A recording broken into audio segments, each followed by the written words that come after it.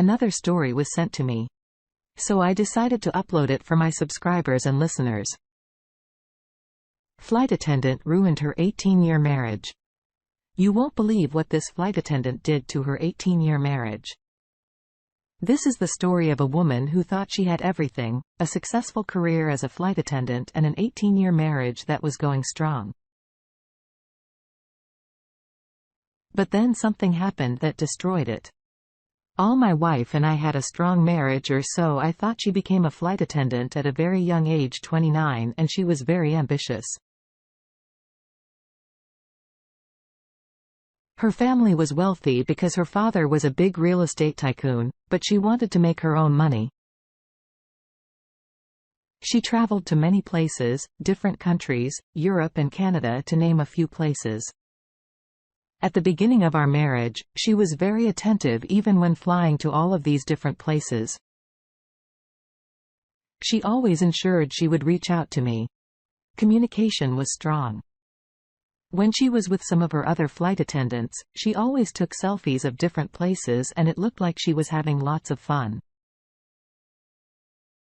I was happy for her when she would come home. We would enjoy each other's company until she had to travel again. I made sure she was taken care of mentally and financially. Flight attendants don't start out making a lot of money. She started making $35,000 per year and she has been a flight attendant for almost 16 years. She is up to $69,000 per year. We lived in a nice home and 2 nice cars. I own 2 real estate brokerage firms. So I made enough to support both of us even if she didn't work. But I had one physical quality that she didn't like. My wife is 5'11" and I am 58. So yeah, I am shorter than my wife. We have been married for 18 years and I really thought we overcame that, but that was about to change. Well, on her last trip when she landed, surprisingly, I didn't hear from my wife until the next day, which was strange, but I let it go. She probably needed a day to herself when she did call. I didn't question her about it. I was just happy to hear her voice. She apologized for not calling and promised she wouldn't do it again. I simply told her not to worry about it. She told me she would be home in a few days. We chatted a bit longer, then hung up. Fast forward a few days. She came home. I picked her up from the airport and it was a little strange because she didn't talk much. She is a blabbermouth when she comes home. But this time that wasn't the case. She was quiet. I asked her if everything was okay and she said yes and that she was tired. I didn't press her any further. I figured she would open up when she was ready. We got home, I fixed dinner and we watched a movie together again. Not much. Talking after the movie, she went upstairs and said she was going to bed. I told her I would be up shortly. Well, her actions were unsettling. When I walked into the bedroom, I thought she was asleep, but she was on her phone and quickly put her phone away. The only thing I said to her was I thought she was asleep and she said one of her coworkers sent her some pictures of them. She finally went to bed and I stayed up a little longer just thinking about how strange her behavior had been since she came home the next morning. I got up early and went to the gym. I came home and she was still asleep. I made breakfast and left a note telling her I would see her later while I was at the office. Another flight attendant who works with my wife. She is a good friend of mine, sent me a text asking can we meet? I was perplexed but I said sure. We met at a 24-hour diner. When we met, she had tears in her eyes. I was thinking, why is she crying? She told me that my wife was cheating on me with one of the new flight attendants. She showed me pictures and I was in disbelief. I asked her if she was sure about what she was saying. She said yes and she even heard them planning their next rendezvous. I didn't want to believe it. I wanted to think there was another explanation for what she was seeing and hearing. But I knew in my gut that she was telling me the truth. I asked her why she was telling me this. She said that we have been friends for a long time and she didn't want to see me get hurt. Then she said, "You know, she is only married to you for your money." I was stunned. I never thought my wife would do something like this to me. I asked her if she was sure about what she was saying. And again, she said, yes. I thanked her for telling me and went back to the office. My head was spinning.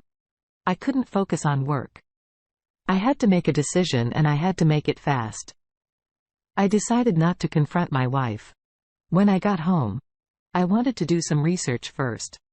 I didn't want her to know anything or how I found out she was cheating. When I got home, my wife wasn't home.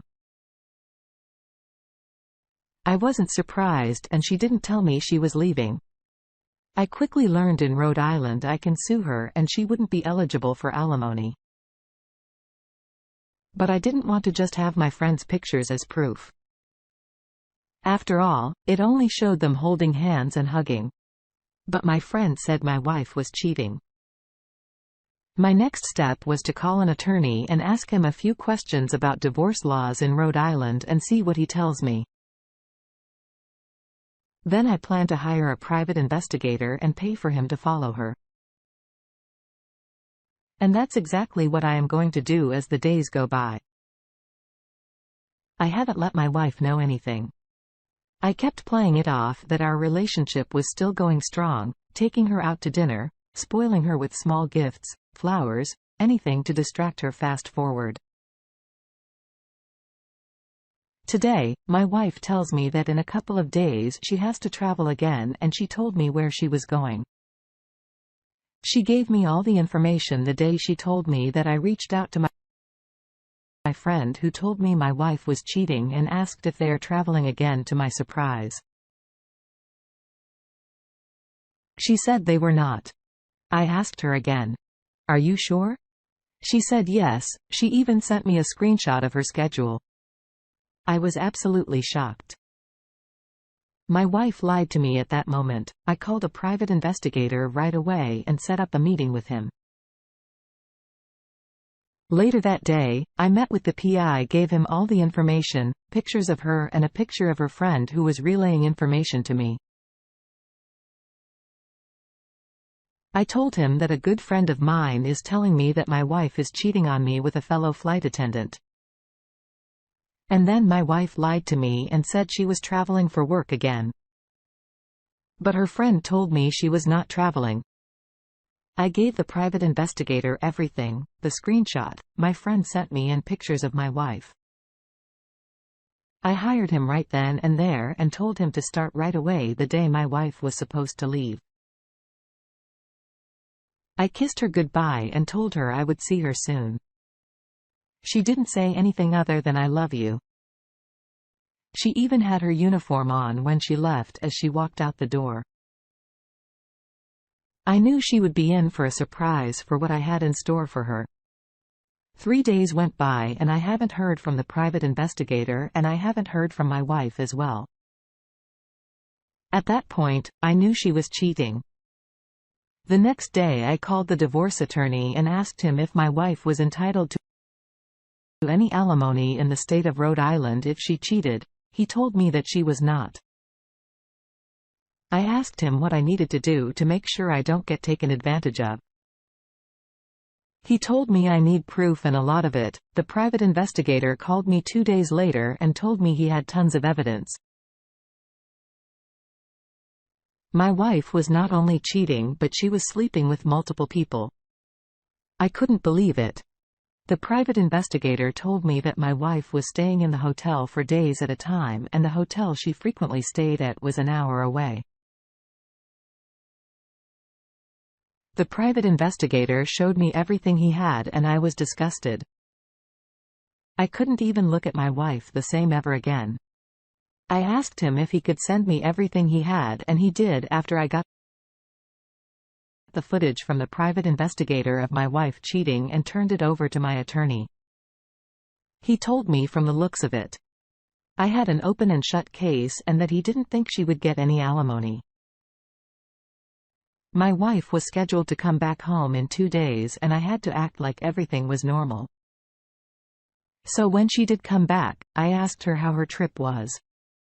She said it was good and that she missed me. I told her I missed her too and we hugged each other as we hugged. I couldn't help but to think about how she could lie so easily and how many other guys she was sleeping with.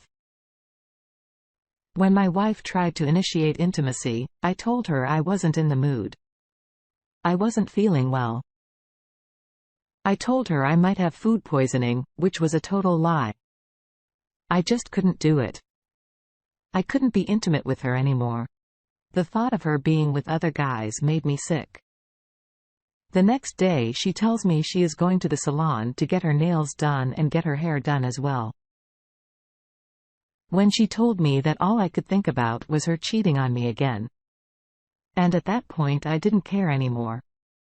Today was the day I was going to tell the lawyer to file for divorce on my behalf. Before I called the lawyer, I called a private investigator and asked him, could he find out who the guy was that was working with her, the fellow flight attendant. He told me he could and that he would get back to me as soon as possible. About an hour later he called me back and told me he found out who the guy was and gave me his name, address, phone number, everything. I then relayed all of that information to my lawyer and told him to use it in the divorce proceedings as the days and weeks go by. I am making preparations to move my money and other assets around one day. My friend calls me and tells me that she saw my wife with the other flight attendant at the mall. I told her I am in the process of divorcing her and told her at this point, I don't care. I told her right now I have to protect myself financially in the divorce hearing. After talking to her, I left the office early to pack a few things and leave. I know she is out with her AP, so I just took a few things and stayed in one of the rental properties I own later that night. My soon-to-be ex-wife is blowing up my phone asking where I am. I didn't answer. She must have sent hundreds of text messages, but still, I didn't answer either one. A few days go by. I haven't gone back home. My ex-wife shows up at my office and is wondering why I left. I simply told her you will hear from my lawyer. She looks at me funny and I politely told her to leave the premises as she walks away. She looks back at me with this confused look on her face. A few more days go by and my attorney calls me and lets me know that my wife was served with divorce papers and that the divorce hearing is set for next month. Fast forward a week. I haven't heard from my soon-to-be ex-wife at all. I didn't even go by the house. I figured she would have just taken all of her stuff and left by now. I was wrong.